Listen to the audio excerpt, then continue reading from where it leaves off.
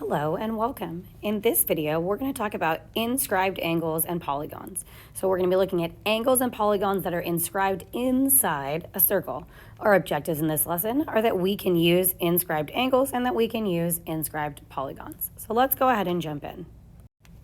Let's first talk about what an inscribed angle is. So an inscribed angle, and I like that it starts with in because it's inside a circle, an angle whose vertex is on the circle.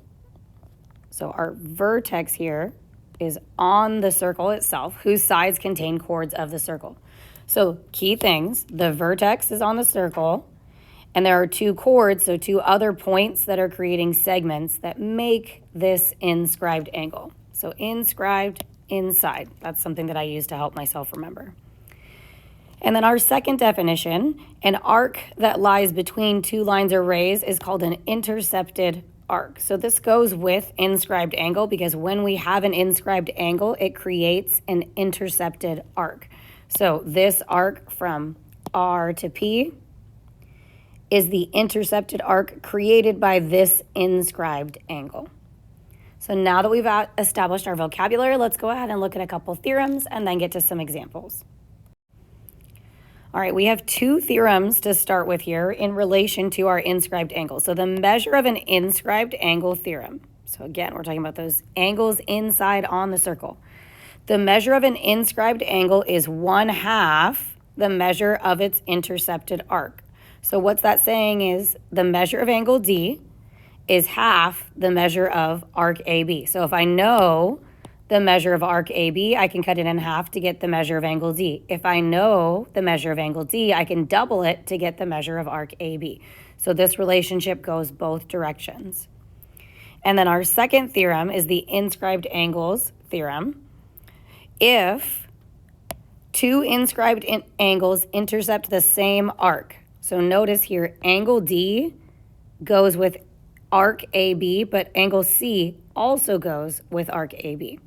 So if two angles of a circle intercept the same arc, then the angles are congruent. So this is saying these two angles are congruent because they're being formed by the same arc. And that should intuitively make sense because the measure of angle D, or the measure of angle ADB, would be equal to 1/2 of AB. But similarly, the measure of angle C would be equal to 1/2 the measure of arc AB. So this theorem allows us to prove that these two must be congruent.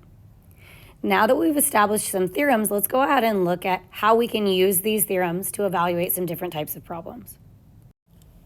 All right, let's look at some examples. So we are given in this picture the measure of angle R, which I know is going to relate in some way to arc QT, and we're given the measure of arc RS, which I know is going to relate to angle T. So if we're looking for the measure of angle T, we can find that. We know that the measure of angle T is 1/2 the measure of arc RS, and we just pointed out that that arc measure is 48 degrees, which means the measure of angle T is going to equal 24 degrees. Now, if we look at the measure of arc QR, which actually I'm going to use green. I'm going to come over here. That's this arc length over here. So one of the things that I did not notice right away, but I am noticing now, is that this is a diameter, which means this is a semicircle. So if I can figure out what QT is, the measure of arc QT, I can subtract from 180 to find QR. So what I'm actually going to say is the measure of arc QR is 180 degrees minus the measure of arc QT. So the measure of arc QT is going to be twice this angle, which is 50 degrees. That means the measure of arc QT is going to be 100 degrees. So this, the measure of arc QR is 180 degrees minus 100 degrees. So the measure of arc QR is 80 degrees.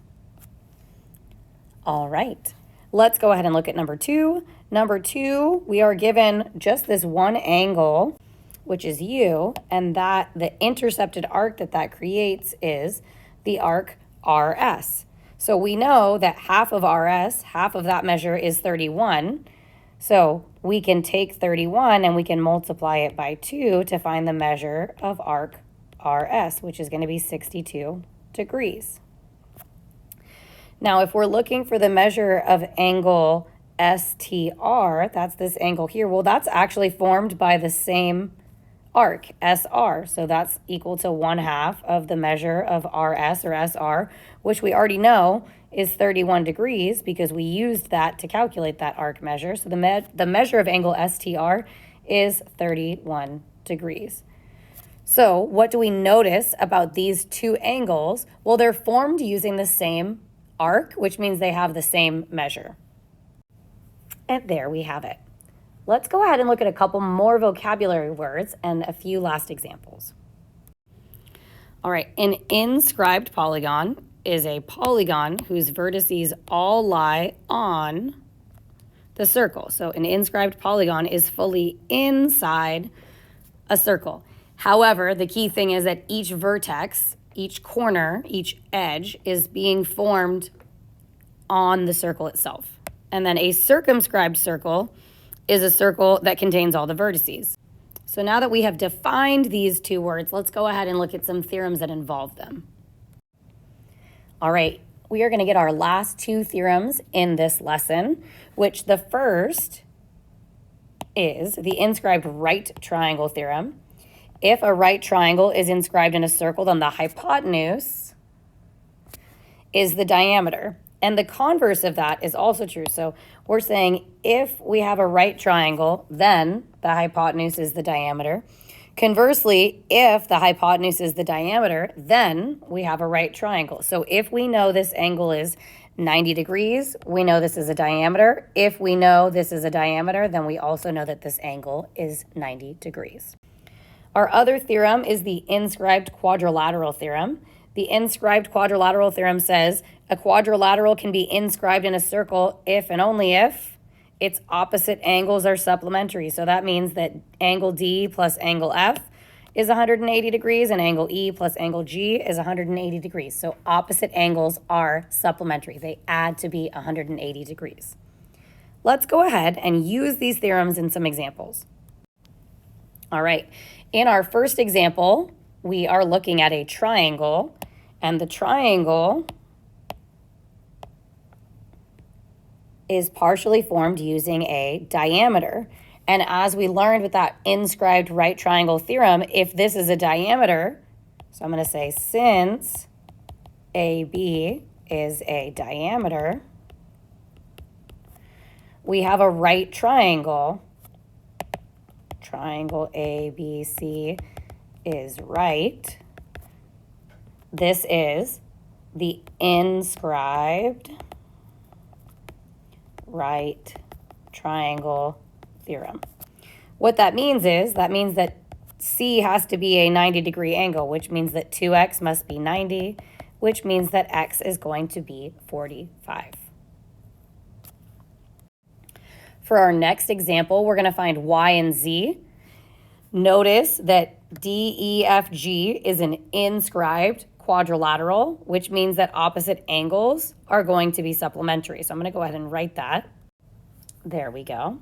So what that means is y and 120 are supplementary. So 120 plus y is equal to 180 degrees, which means that y is going to be 60.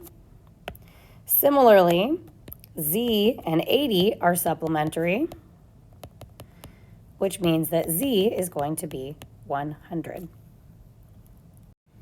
And here is our last example. I'm going to encourage you to pause the video and see if you can work through this on your own, and then unpause the video and see how you did. Okay, we're given that the measure of angle E is 75 degrees. I just want to point out that that angle creates this intercepted arc. Find the measure of angle F. So that means the intercepted arc, GH, is going to be twice as big as that. So GH is going to be 150 degrees. Now, angle F has the same intercepted arc.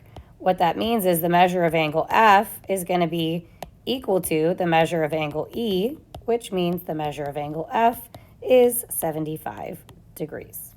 And there we have it. All right, let's wrap up this video. In this lesson, we talked about inscribed angles and polygons. We talked specifically about the relationship between an inscribed angle and its intercepted arc, how the angle is half of that arc measure. So we can use that, or we can find the arc measure by doubling the angle. We identified that if we have two angles that have the same intercepted arc, we actually have congruent angles.